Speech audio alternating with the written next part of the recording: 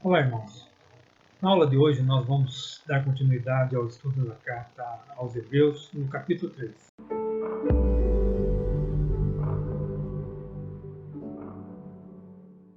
Vejamos o pedido do texto. Por isso, santos irmãos, que participais da vocação celestial, considerai atentamente o apóstolo e sumo sacerdote da nossa confissão, Jesus, o qual é fiel àquele que o constituiu, como também o era Moisés em toda a casa de Deus. Jesus, todavia, tem sido considerado digno de tanto maior glória do que Moisés, quanto maior honra do que a casa tem aquele que a estabeleceu. Pois toda a casa é estabelecida por alguém, mas aquele que estabeleceu todas as coisas é Deus.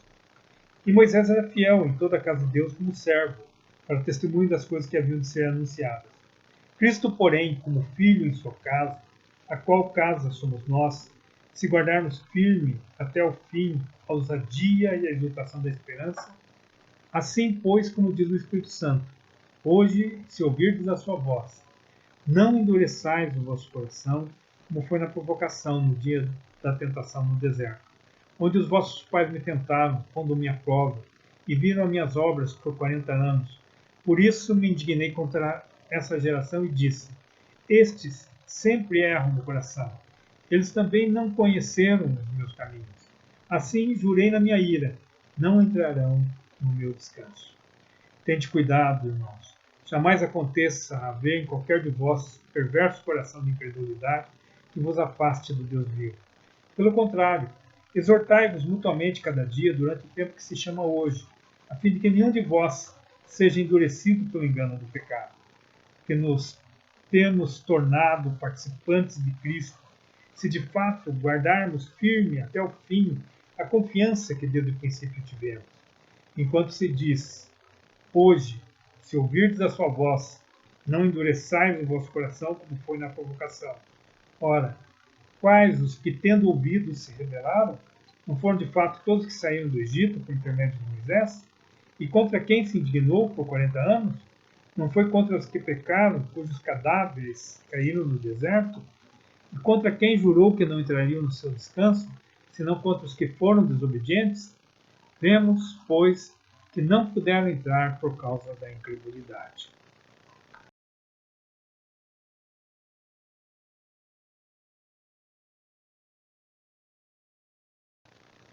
O autor dos Hebreus, neste capítulo 3, ele faz a exortação, a advertência para que os seus leitores, a comunidade que está lendo a sua epístola, ela permaneçam fiéis ao Evangelho.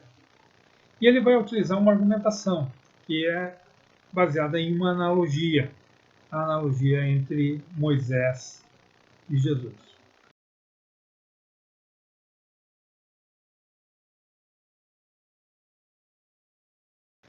Moisés, como é sabido, ele é o grande profeta de Israel, escolhido por Deus para libertar o povo do Egito e para, de certa forma, consolidar a formação do povo de Israel, entregando a eles uma constituição ou leis, tanto leis civis quanto leis religiosas, os mandamentos dados por Moisés que se tornaram parte constituinte da história do povo de Israel. Moisés é comparado com Jesus no sentido de que, assim como ele conseguiu consolidar a ação libertadora de Deus, tirando o povo do Egito e se tornando o grande líder do povo de Israel, ele, contudo, era um servo dentro da casa de Deus, pois, como diz o autor dos Hebreus, Deus é quem constituiu esta casa e Moisés era servo dessa casa. Agora, Jesus Cristo é maior, porque Jesus Cristo não é servo dessa casa, ele é o próprio filho do dono da casa, daquele que constituiu a casa. Jesus Cristo é o próprio Filho de Deus e, nesse sentido, ele é superior a Moisés. Mas em que consiste a advertência que o autor dos Hebreus faz aos seus leitores, utilizando essa analogia?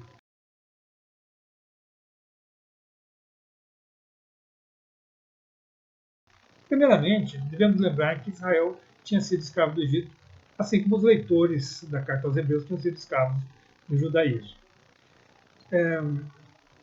É necessário que nós entendamos isso, que este argumento que nós manifestamos, que está presente na leitura do capítulo 3, que o povo de Israel tinha servido no Egito, e é uma servidão real, em que eles foram escravizados pelos egípcios para realizarem as suas obras e para trabalharem nos seus campos e atuarem nas suas casas, e sofreram uma opressão física, sofreram uma opressão real,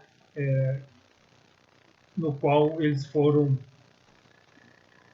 foi tirada a sua liberdade. Enquanto que os leitores da carta aos Hebreus, eles são escravos de um sistema, que é um sistema religioso, baseado numa hierarquia, que é a hierarquia sacerdotal, e através de uma interpretação da lei feita pelos fariseus, pelos rabinos da sua época. Esse sistema já havia sido denunciado por Jesus como sendo um sistema que, de certa forma, afastava o povo de Israel, o povo judeu, de Deus e da sua revelação e da sua manifestação. O que acontece é que grande parte dessa população judaica acabou se convertendo ao cristianismo, significativo.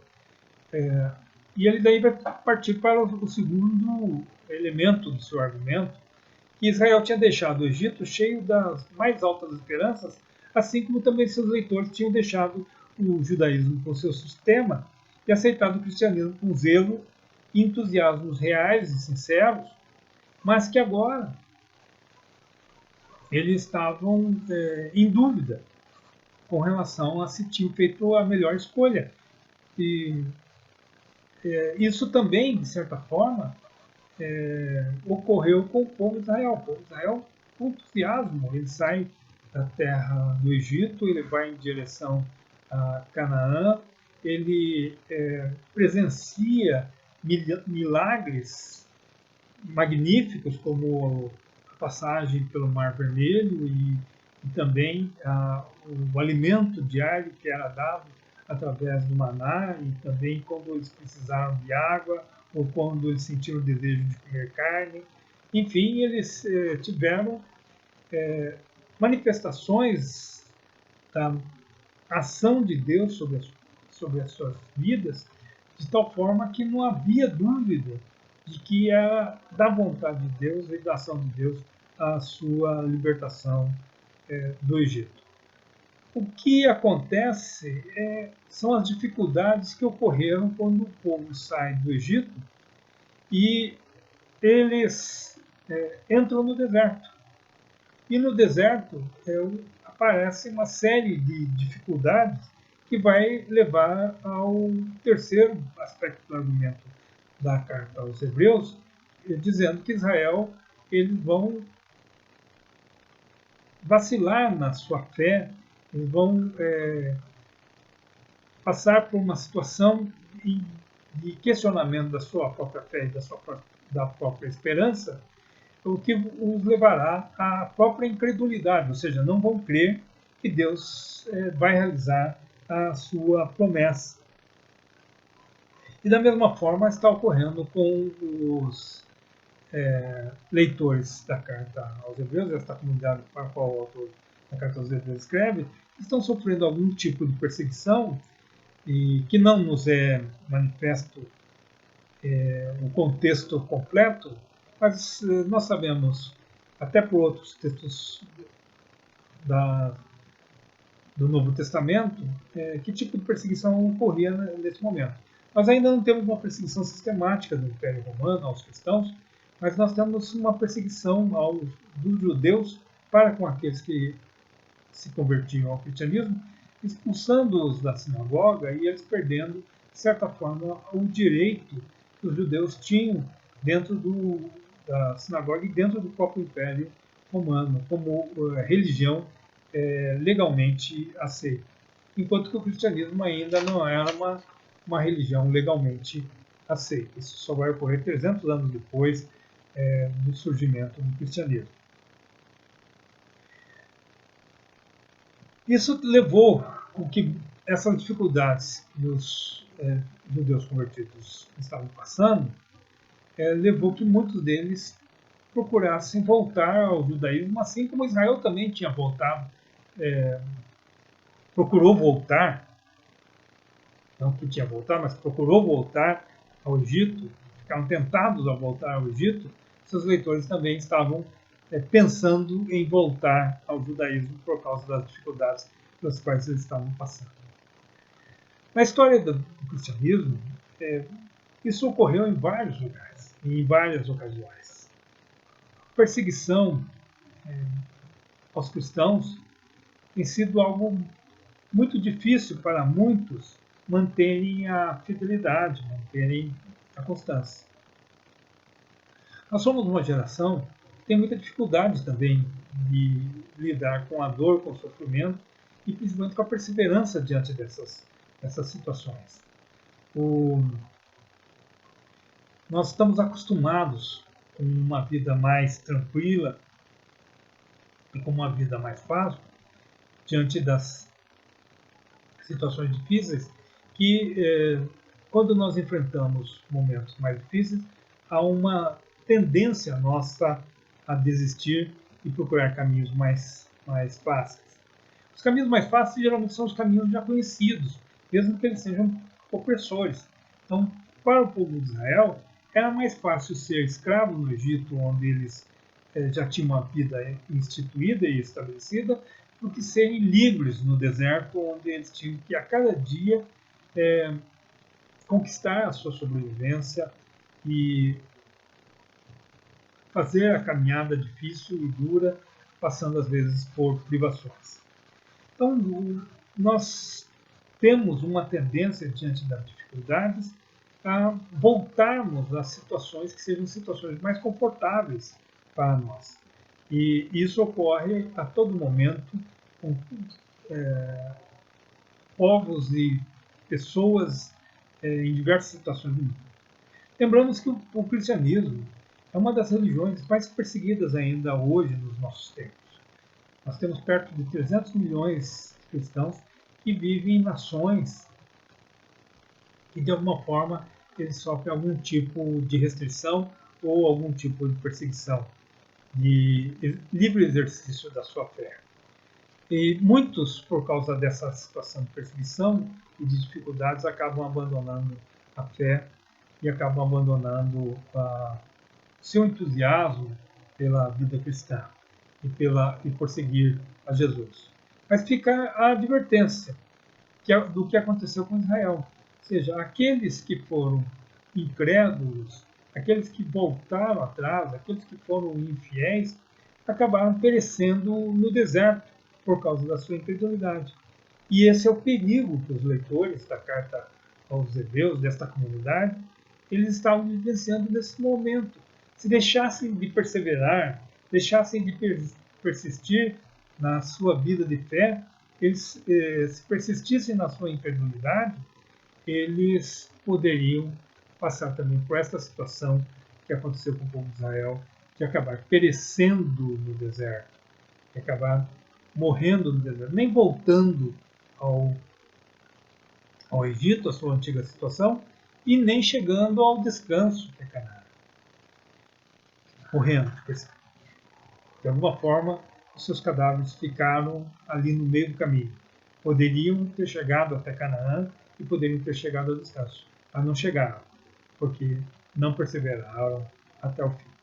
Essa questão de perseverar até o fim, ele muitas vezes acaba passando por essa dificuldade que todos nós enfrentamos de dar continuidade ao caminho que muitas vezes nós iniciamos, que nós queremos continuar. E isso é uma das características de todos nós, principalmente que quando nós muitas vezes abraçamos uma causa ou abraçamos o Evangelho, queremos fazer a vontade de Deus, muitas vezes o fazemos com um entusiasmo, mas o dia a dia nosso é marchar. O nosso dia a dia é armar acampamentos e no outro dia desmontar acampamento. No outro dia é ter o sol sobre a cabeça. No outro dia é passar sede, no outro dia passar fome, até chegar naquele momento em que nós chegaremos ao descanso. Tudo são elementos analógicos, metafóricos, que nós estamos dizendo assim, que para nós chegarmos até um determinado fim, há necessidade que perseveremos naquilo que nós nos propomos, aquilo que nós desejamos. E isso muitas vezes exige de nós que mantenhamos uma firmeza naquilo que nós estamos fazendo. E muitas vezes nós não conseguimos ver o resultado, porque o que nós vemos à frente, em vez de ser a terra prometida, a terra fértil, o que nós vemos são pedras, rochas, areia, mais deserto. Então nós damos um passo e mais deserto. Nós andamos um dia e temos mais deserto. Olhamos para frente e tem mais deserto. Então nós olhamos e não conseguimos ver a terra lá na frente, a terra do descanso, a terra prometida. Isso ocorre com muita frequência com as pessoas, principalmente quando elas estão sofrendo, quando elas estão com algum tipo de dificuldade. Elas não conseguem ver ali mais adiante a terra prometida. E aí, isso só é possível para quem tem fé. Isso é só possível para quem persevera na fé. A fé como o próprio autor da Carta aos Hebreus vai dizer mais adiante, nós vamos tratar disso, é conseguir ver coisas que nós não estamos vendo. Ver coisas além da realidade. E é isso que aconteceu com o povo de Israel quando estava no deserto. Ele não conseguia ver a terra de Canaã. O dia a dia deles, eles conseguiam ver deserto. Mas eles tinham uma memória. Eles tinham uma memória de segurança. Eles tinham uma memória de algo que era ruim, mas, por outro lado, lhes dava estabilidade. Então, eles lembravam que eles eram escravos, mas comiam os alimentos que eram produzidos no Egito, e lembrando sempre que o Egito é uma terra fértil, e eles lembram da comida que eles comiam no Egito. Eles eram escravos, mas eles lembram de que eles tinham uma casa para morar, um local para morar, mesmo que fosse como servos dentro de um palácio. Então, essa lembrança da estabilidade, mesmo diante de uma estabilidade de opressão, para eles era muito melhor do que ver a rocha, o deserto, o sol inclemente sobre a sua cabeça. Então, o autor aos Hebreus diz: essa geração que olha dificuldades e não consegue ver essa dificuldade como sendo algo transponível, essa geração morre no deserto. Ele faz a advertência para que eles possam perseverar e possam continuar a sua caminhada, não olhando para aquilo que está à frente, ou seja, não para aquilo que está diante dos seus olhos, o deserto, a rocha, a sede, o sol, mas olhar para Canaã, a terra que mana leite e mel, que não está diante do seu olhar, mas está acima do seu olhar, está no olhar de fé.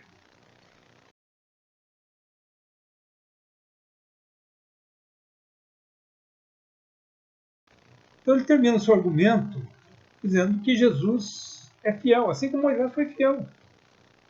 Moisés não mentiu para o povo. O deserto estava ali, mas além do deserto estava Canaã. Ele não mentiu sobre Canaã. Canaã estava mais adiante. E ele vai apelar justamente para o povo para que olhem para Canaã. Mas aqueles que não conseguiram ver Canaã adiante acabaram morrendo no deserto. Jesus é fiel, pode conduzir-nos ao descanso de Deus se confiarmos nele. Mas a advertência é: se abandonarmos a fé nele, estaremos perdidos, tão certamente como Israel. Israel pereceu no deserto por motivo da sua incredulidade. Irmãos, sejamos homens de fé, homens, mulheres de fé, que olham para Jesus, o autor da nossa salvação, que olham para as promessas de Deus e não nos deixemos perecer no deserto por causa da nossa incredulidade. Não vamos olhar para trás na opressão que nós vivíamos. Muita gente fica com saudades do seu tempo como pecador, no qual sofria angústia, porque não consegue perseverar e não consegue suportar as dificuldades da fidelidade e suportar as dificuldades inerentes à perseverança, porque vê apenas as dificuldades, mas além do deserto há um descanso. E para esse descanso é que Deus está nos conduzindo. Que Deus o abençoe.